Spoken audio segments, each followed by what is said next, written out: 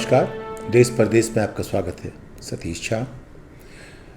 आज एक बहुत महत्वपूर्ण दिन है। पिछले 3 दिनों से इन्फोर्समेंट डायरेक्टरेट, कांग्रेस के पूर्व अध्यक्ष और गांधी परिवार के हमेशा विपक्ष के नेता और प्रधानमंत्री की कुर्सी पे उनकी जगह भविष्य में जब भी बात होगी उस बनी रहेगी, ऐसे राहुल गांधी के खिलाफ उनको 3 बार बुलाया गया है बहस के लिए, उनकी पूछताछ के लिए। 2 दिन में 21 घंटे हो चुके हैं। आज तीसरा दिन चल रहा है। लेकिन और बड़ी बात यह है कि वैसे उनको कुछ मिला नहीं अभी तक, कुछ मिलेगा भी नहीं क्योंकि केस ऐसा है। लेकिन आज कांग्रेस के दफ्तर में पुलिस ने घुस के मारपीट की, लोगों को जाने नहीं दिया अंदर, जो अंदर थे उनको बाहर निकालने की कोशिश की। कुछ लोग ज़मीन पर पड़े हुए, उनकी पिटाई हो रही है। यानी कि जैसे कि देश में कोई लॉ एंड ऑर्डर, कानून व्यवस्था कोई है ही नहीं है। जब आप देश की सबसे बड़ी विपक्षी पार्टी के साथ ऐसा कर सकते हैं तो देश में बताइए कहाँ क्या बचा, जनतंत्र किधर है। बात करते हैं मामले की। मामला ऐसा है कि कांग्रेस पार्टी के जो अखबार थे, नेशनल हेराल्ड, नवजीवन और जो उनका उर्दू वाला अखबार था, ये सब जब चल रहे थे घाटे में चल रहे थे। उनके घाटे से उनको उसकी कोई भरपाई करता तो उस पर 90 करोड़ का जो एक साल दर साल कर्ज बढ़ता चला गया, उस किताब को ठीक करना था। तो जैसा हो अक्सर होता है, जो भी अकाउंटेंट सलाह देते हैं, वकील सलाह देते हैं, उस हिसाब से जो भारतीय प्रक्रिया है कॉर्पोरेट गवर्नेंस की, उस हिसाब से उन्होंने एक कंपनी बनाई जो कि सेक्शन 25 में भारत सरकार की कॉर्पोरेट लॉ के अंदर आजकल सेक्शन 8 कहलाती है, उस पर कंपनी बनाई गई।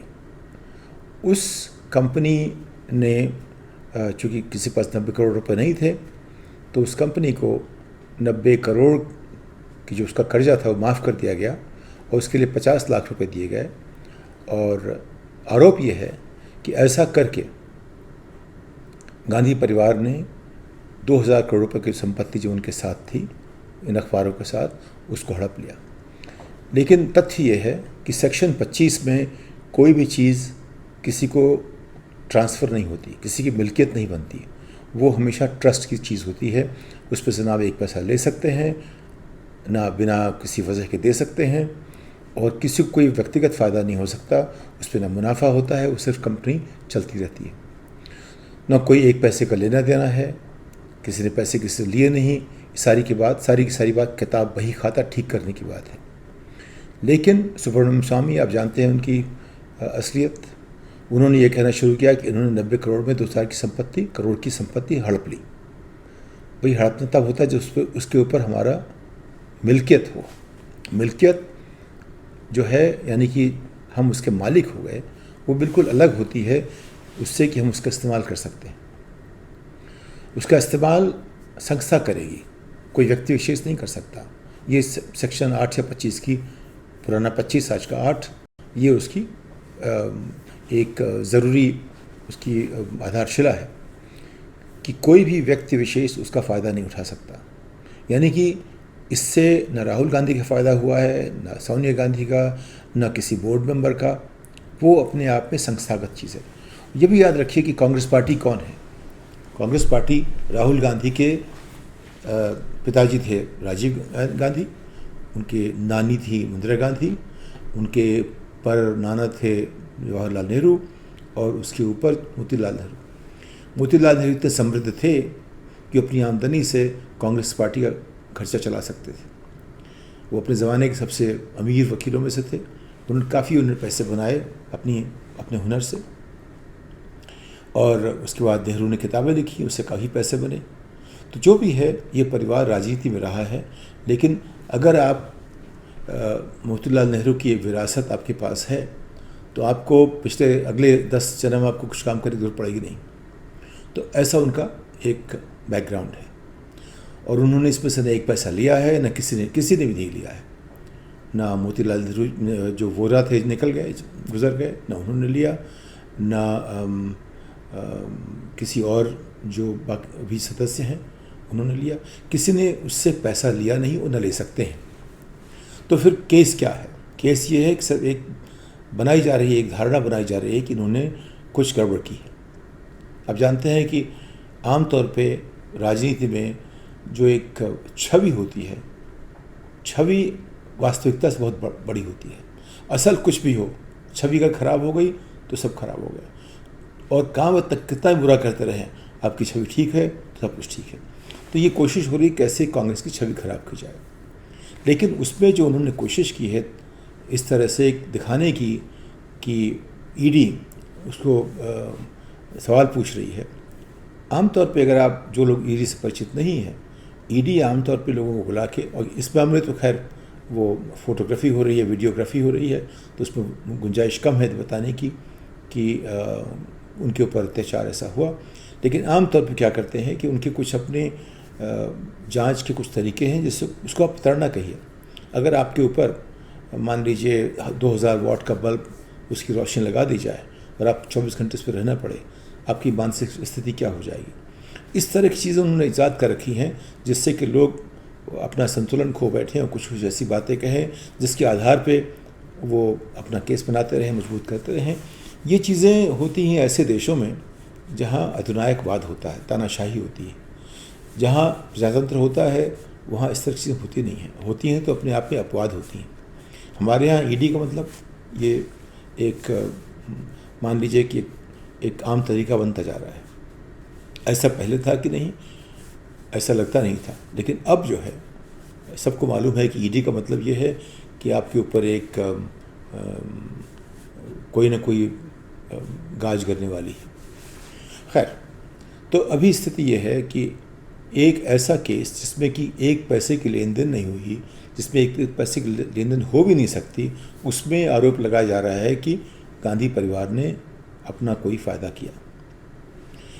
हमें ये लग रहा है, जो जिस तरह मैं देख रहा हूँ, जिस तरह से बातें बढ़ रही हैं, कि उनका इरादा बिल्कुल साफ है कि सबको गिरफ्तार करना चाहते हैं और अंत में वो मामला फिर कोर्ट में जाएगा, सुप्रीम कोर्ट तक जाएगा और शायद इसकी जो है जो इसका जो फैसला होगा कोर्ट में ही होगा। लेकिन इस बीच में अगर आपने नेताओं को गिरफ्तार कर लिया उसका असर क्या होगा। आपको याद होगा, कुछ लोगों को याद होगा जिन्होंने देखा था कि जब जनता पार्टी बनी उसमें मोरारजी देसाई और चरण सिंह जो डिप्टी प्राइम मिनिस्टर थे, इन लोगों ने जिस दिन इंदिरा गांधी को गिरफ्तार किया उस दिन ये साफ हो गया था कि अब उनकी सरकार चली जाएगी जल्दी ही। अब भी लग रहा है कि जिस दिन वो सोनिया गांधी, राहुल गांधी को गिरफ्तार करेंगे वो लिख देंगे कि इसके बाद भाजपा सरकार का भविष्य जो है वो अपने आप बंद हो जाएगा, उसका रास्ता बंद हो जाएगा, आगे उसके जा नहीं सकते। लेकिन जब आप सत्ता की मद में रहते हैं तो कुछ भी कर सकते हैं।